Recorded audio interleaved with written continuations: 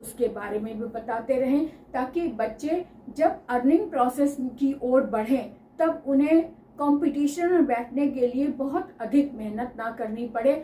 मेहनत तो हमें करनी पड़ती है, लेकिन जो हमने पहले से हमने सीखा हुआ है वो ऐड हो जाता है, उसमें ऐड ऑन हो जाता है और हमें हमारी मेहनत थोड़ी सी कम हो जाती है। हम पढ़ाई करते हैं, स्कूलों में पढ़ने को भेजा जाता है, घर में भी स्कूल में भी टीचर्स के द्वारा भी ये बताया जाता है कि पढ़ाई करो पढ़ाई करो पढ़ाई करो, लेकिन पढ़ाई का जीवन में क्या उपयोग है ये कोई नहीं बताता।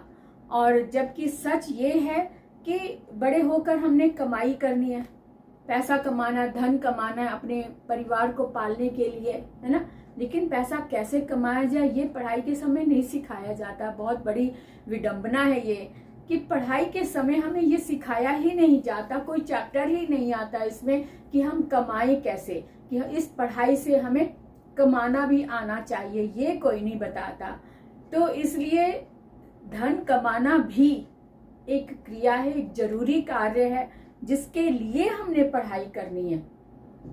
बड़े होकर धन कमाने के लिए ही हमने पढ़ाई करनी है, और पढ़ाई में ही ये बताया नहीं जाता कि कमाया कैसे जाए, है ना।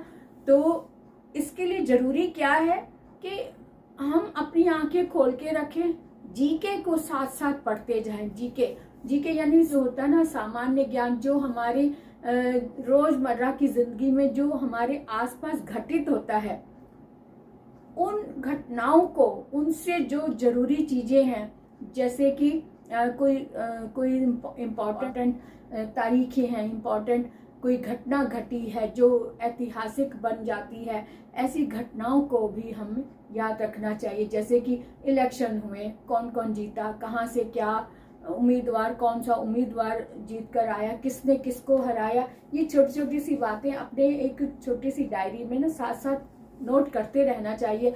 क्योंकि जैसे हम पढ़ाई खत्म करते हैं 12th के बाद, कोई ना कोई एग्जाम में हम लोग बैठते हैं, कोई लोग तो आगे पढ़ते हैं, बीए वगैरह कर लेते हैं, कॉलेज जाते हैं, लेकिन कुछ लोग 12th के बाद भी किसी ना किसी परीक्षा में बैठते हैं, कंपटीशन में बैठते हैं। तो कंपटीशन में बैठने के लिए सबसे अधिक जरूरत पड़ती है जीके की, जनरल नॉलेज की। जनरल नॉलेज हमें साथ साथ अपनी इम्प्रूव करते रहना चाहिए, जिससे कि हमें अलग से बहुत ज़्यादा मेहनत ना करनी पड़े। बचपन से ही जो पेरेंट्स हैं, बचपन से ही बच्चों को इस तरह की आदत में डालें कि जो घटना, जैसे अखबार में कोई हेडिंग आया है, कोई खास घटना घटी है, तो उसके बारे में घर में चर्चा करें, घर में बच्चों को भी बताएं। ये मत कहें कि बच्चों के मतलब की बात नहीं है। घटनाएं, कोई इम्पोर्टेंट तारीखें हैं, इम्पोर्टेंट, जैसे प्रधानमंत्री जी बाहर गए, उन्होंने वहाँ दूसरे देश से मिले, किस तरह से क्या क्या बातें हुई, इस तरह की चर्चाएं घर में करते रहना चाहिए, ताकि बच्चे इससे जीके के साथ में जुड़े रहें, ताकि ये छोटी छोटी सी बातें उनके जहन में बनी रहें, अचेतन मन में एक सेव रहें, ताकि जब उन्हें जरूरत पड़े तो उस अचेतन मन से निकालकर उसका प्रयोग कर सके। ये बहुत बड़ी छोटी छोटी सी बातें जो होती है ना, बड़े काम की होती हैं।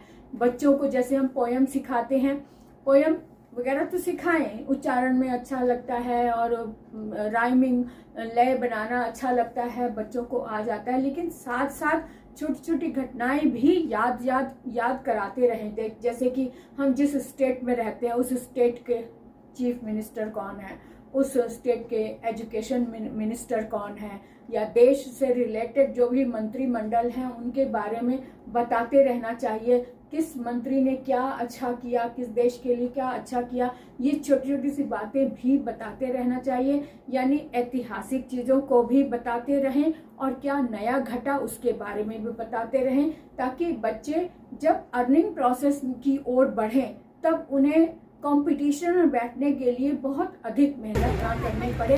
मेहनत तो हमें करनी पड़ती है, लेकिन जो हमने पहले से हमने सीखा हुआ है वो ऐड हो जाता है, उसमें ऐड ऑन हो जाता है और हमें हमारी मेहनत थोड़ी सी कम हो जाती है। और एकदम से जब हम नया कोई याद करते हैं तो वो एकदम से रटा नहीं जाता, क्योंकि जब हम छोटी छोटी सी तिल तिल करते करते बचपन से हम बड़े होने तक जो हमारे में संस्कार डाले जाते हैं, वो उन संस्कारों में जीके को भी शामिल कर लेना चाहिए, क्योंकि धीरे धीरे धीरे धीरे जो हमारी नसों में, हमारी खून में रच बस चीजें जाती हैं, उसको एकदम से याद नहीं किया जाता। उसको याद करने के लिए समय लगता है, और उसको समय लगाने के लिए हमारे पास समय नहीं होता।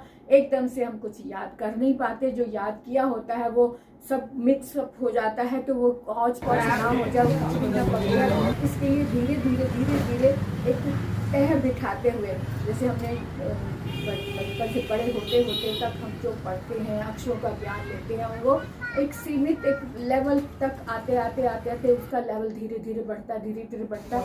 इसी तरह से जो हमने परीक्षाएं देनी है, धन कमाने के लिए हमने अपने आप को जो तैयार करना है, उसके लिए हमें जरूर शिक्षा घर में मिलती रहे, पेरेंट्स के द्वारा, अड़ोस पड़ोस के द्वारा भी। मतलब उसके लिए भी हमें धीरे धीरे अपने आप को तैयार करना होता है कि हमें चाहिए क्या, हमें अपने आप को किस तरह से तैयार करना है ना। कि डिसिप्लिन हम सीखते हैं, लेकिन डिसिप्लिन सीखने के लिए थोड़ी सी सख्ती करनी जरूरी होती है, क्योंकि डिसिप्लिन जो है वो आराम तलब वाले डिसिप्लिन नहीं होना चाहिए। जब भी हम छोटे बच्चों से लेकर बड़े होने तक जो हम उनको शिक्षा देते हैं, कोई बात नहीं बेटा, सो जाओ, कोई बात नहीं, आज छुट्टी है, नहीं छुट्टी है ठीक है, लेकिन सो जाओ नहीं। उनको कहो आज छुट्टी है तो आज ये वाला काम कर दे कोई, लेकिन सोने के लिए वो जो नियम बनाया हुआ सुबह जल्दी उठने का, वो नियम खराब मत करो। जब बच्चों की आदत पक जाती है सुबह जल्दी उठने की, तो बड़े होने तक के बच्चे जल्दी ही उठते हैं, उसी समय उठते हैं। उस समय स्कूल नहीं जाना तो ठीक है, उसकी जगह कोई और काम कर लें, उस टाइम को कहीं और यूज करने के लिए आदत बनाएं। तो इस तरह से डिसिप्लिन को बनाए रखना ही सफलता की पहली सीढ़ी होती है। आप जब भी आप किसी भी सफल व्यक्ति को देखें, उसके बारे में देखें, उसके बारे में सोचें, उसके जीवन शैली के बारे में देखें, तो सबसे पहला एक मेन पॉइंट यही आता है कि डिसिप्लिन के कारण इन्होंने सफलता पाई। डिसिप्लिन क्या? सुबह जल्दी उठना, रात को जल्दी सोना, खाना पीना टाइम से लेना, ठूस कर नहीं खाना, उतना ही खाना जितनी हमारे शरीर को जरूरत है। तो इस तरह का जो डिसिप्लिन होता है ना, यही हमें कामयाबी की ओर ढकेलता है और कामयाब होने की तरफ हमें बढ़ाता है, हमें उत्सुक करता है। क्योंकि जब हम सारे काम डिसिप्लिन में करने लग जाते हैं, तो हमारा समय बच जाता है, समय वेस्ट नहीं जाता ना। तो जो समय हमारे पास बचता है, उस चीज को, उस समय को हम सीखने में लगाते हैं, कुछ नया सीखने में लगाते हैं। जैसे कि स्कूल की पढ़ाई कर रहे हैं तो स्कूल की पढ़ाई के लिए हम अधिक समय दे सकते हैं। अगर हम कंपटीशन बैठे हैं तो कंपटीशन बैठने के लिए हम स्टडी अच्छी से कर सकते हैं, है ना। और हम रात को देर तक अगर नहीं बैठते तो सुबह जल्दी उठकर हम अपना पाठ याद कर सकते हैं। तो डिसिप्लिन में होना हमारा पहला कदम होना चाहिए। बचपन से बड़े होने तक डिसिप्लिन के सबक को सबसे ज्यादा ध्यान दिलाओ। आपने देखा है कि अक्षय कुमार देख लो, अमिताभ बच्चन जी, इनकी कामयाबी में सबसे पहला मेन पॉइंट जो आता है वो डिसिप्लिन का ही है। डिसिप्लिन की वजह से वो आज इस स्तर तक पहुंचे हैं, है ना। तो ये जरूर ध्यान रखो कि डिसिप्लिन मस्ट है।